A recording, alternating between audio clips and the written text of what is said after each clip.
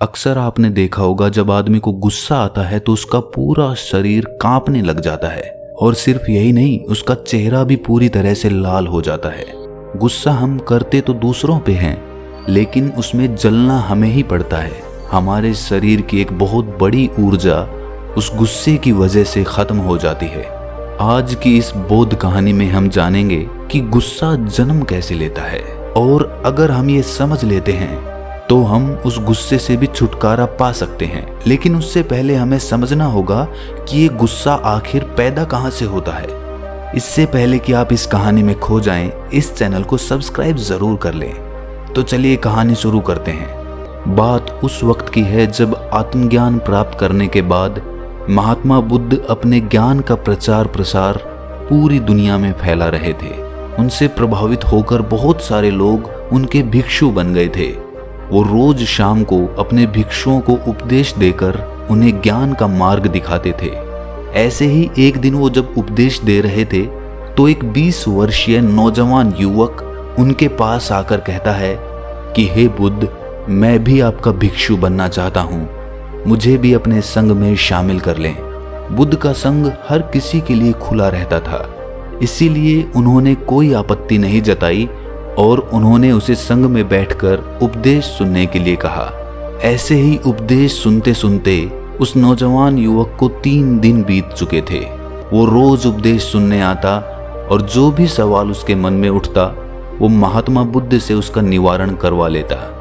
फिर एक दिन ये बात उस नौजवान युवक के पिता को पता चल गई कि उसका बेटा बौद्ध भिक्षु बन चुका है। अब कोई पिता नहीं चाहता कि उसका बेटा एक भिक्षु बन जाए, और वो भी इतनी कम उम्र में। हर पिता चाहता है कि उसका बेटा कोई अच्छा काम करे और उसका नाम रोशन करे। जब उसके पिता को ये बात पता चली तो उसके मन को बहुत आघात पहुंचा। उसे पीड़ा के साथ साथ महात्मा बुद्ध पर बहुत गुस्सा आया। उसने मन ही मन सोचा कि महात्मा बुद्ध नगर के युवाओं को एक गलत राह दिखा रहे हैं। जिस उम्र में उन्हें पढ़ लिख कर कोई अच्छा काम करना चाहिए, अपने परिवार का नाम रोशन करना चाहिए, उस उम्र में वो युवाओं को भिक्षु बना रहे हैं। इसी तरह के विचार लेकर वो महात्मा बुद्ध के पास पहुंच गया। उस वक्त महात्मा बुद्ध अपने भिक्षुओं को उपदेश दे रहे थे कि तभी उस नौजवान के पिता उस सभा में पहुंच जाते हैं। वो पहले से ही गुस्से में थे और महात्मा बुद्ध को देखकर वो और ज्यादा गुस्से में आ जाते हैं।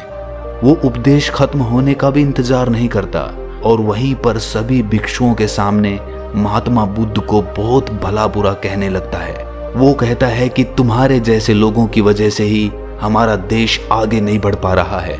तुम्हारे जैसे लोग नौजवान युवाओं को गलत राह पर लाकर उनकी जिंदगी बर्बाद कर रहे हैं। खुद तो तुम जीवन में कुछ कर नहीं सके और अब इन युवाओं को भी बर्बाद करने पे तुले हो। ऐसे ही ना जाने क्या क्या शब्द उसने महात्मा बुद्ध को कह डाले, लेकिन महात्मा बुद्ध ने कोई प्रतिक्रिया नहीं दी। वो चुपचाप उनकी बातें सुनते रहे। कोई प्रतिक्रिया ना मिलती देख वो युवक और भी ज्यादा गुस्से में आ गया। अब उसके शब्दों का पिटारा खाली हो चुका था।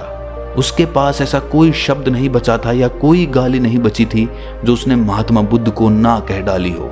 जब आखिर में सब कुछ कह लेने के बाद भी उसका गुस्सा शांत नहीं हुआ तो उसने और ज्यादा गुस्से में आकर महात्मा बुद्ध के चेहरे पर थूक दिया। ये देखकर उनके भिक्षु बहुत ज्यादा गुस्से में आ गए। वो उठकर उस युवक को बाहर भेजने ही वाले थे कि महात्मा बुद्ध ने इशारे से उन्हें रुकने के लिए कहा। इतनी गालियां देने के बाद और महात्मा बुद्ध के चेहरे पे थूकने के बाद उस आदमी का गुस्सा थोड़ा शांत हुआ और वो वहां से अपने बेटे को लेकर चला गया। उसके जाने के बाद भिक्षुओं ने पूछा कि हे बुद्ध, वो आदमी आपसे इतनी जली कटी सुना के गया। जली कटी सुनाने को तो छोड़ो, उसने आपके चेहरे पे थूक भी दिया। ये देखकर जब हमारा मन इतना गुस्से से भर गया तो आप इतने शांत कैसे रह सके? आपने उसको कोई जवाब क्यों नहीं दिया? इस पर महात्मा बुद्ध कहते हैं कि मुझे उस आदमी पर गुस्सा नहीं आया, मुझे उस पर दया आ रही थी। ये सुनकर सभी भिक्षु आश्चर्यचकित हो गए। उन्होंने पूछा कि इसमें दया की क्या बात थी बुद्ध? तब बुद्ध कहते हैं कि जब आदमी के पास अपने गुस्से को जाहिर करने के लिए कोई शब्द नहीं बचते हैं तो वो अपना गुस्सा किसी क्रिया के माध्यम से व्यक्त करता है। वो आदमी मुझे सब कुछ कह चुका था, लेकिन जब उसके शब्द खत्म हो गए और उसका पूरा गुस्सा बाहर नहीं निकल कर आया तो आखिर में उसने मेरे चेहरे पे थूक कर अपना गुस्सा बाहर निकाल दिया। उस आदमी का गुस्सा इस थूकने की क्रिया से ही खत्म हो सकता था। शब्दों के माध्यम से उसका गुस्सा कभी पूरी तरह से खत्म नहीं होता, क्योंकि शब्दों की अपनी कुछ खामियां होती हैं। शब्द पूर्ण रूप से आदमी के भाव उजागर नहीं कर सकते, लेकिन कोई क्रिया करने से उस आदमी के भाव पूरी तरह से उजागर हो जाते हैं। और वही उस आदमी ने किया। उसने थूकने की क्रिया करके अपना गुस्से का भाव पूरी तरह से उजागर कर दिया, और इसके बाद उसका मन भी शांत हो गया। तभी एक भिक्षु ने पूछा, लेकिन हे बुद्ध, इसमें आपको उस आदमी पे दया कैसे आई? तो बुद्ध कहते हैं कि मेरे मन में ये भाव उठ रहा था कि देखो ये आदमी अंदर से कितना गुस्से में है, बेचारा अंदर से गुस्से ने कितना जकड़ रखा है, और मैं यही चाह रहा था कि किसी तरह इसका पूरा गुस्से का भाव अंदर से निकल जाए। ये सुनने के बाद बौद्ध भिक्षु कहता है कि हे बुद्ध, मैं आपकी बात पूरी तरह से समझ नहीं पाया। इस पर बुद्ध कहते हैं कि तुम जल्द ही समझ जाओगे। ऐसे ही 3 दिन और बीत गए थे। अब 3 दिनों के अंतराल में उस युवक के पिता का मन पूरी तरह से शांत हो चुका था, और अब उसे अपनी गलती का एहसास होने लगा था। उसने सोचा कि मैंने गुस्से में बहुत ज्यादा अति कर दी। मैं गुस्से में इतना अंधा हो गया कि मैंने बुद्ध के चेहरे पर सबके सामने थूक दिया। अपनी इस गलती का एहसास करके उसका मन पश्चाताप से भर गया, और इस पश्चाताप से भरे हुए वो 3 दिनों के बाद फिर से उस सभा में पहुंच जाता है और हाथ जोड़कर बुद्ध से माफी मांगता है। उसके मन में माफी का भाव इतना ज्यादा उमड़ रहा था कि जब शब्द कम पड़ गए माफी मांगने के लिए, तो वो आदमी महात्मा बुद्ध के चरणों में गिर पड़ा।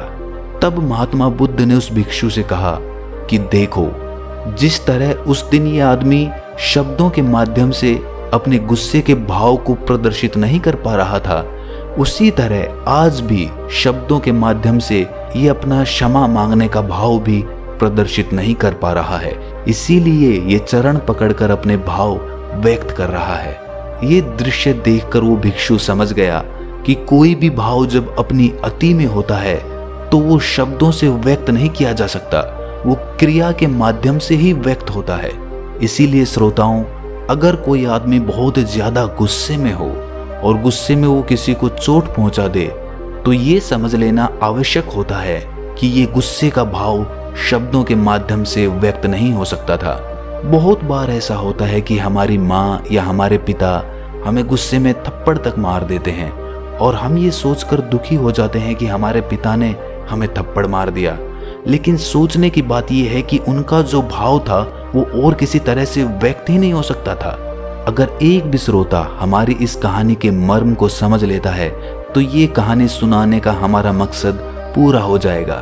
अगर ये कहानी अच्छी लगी तो इस चैनल को सब्सक्राइब जरूर कर लें। तो मिलते हैं अगली किसी कहानी में, तब तक के लिए अपना ख्याल रखें।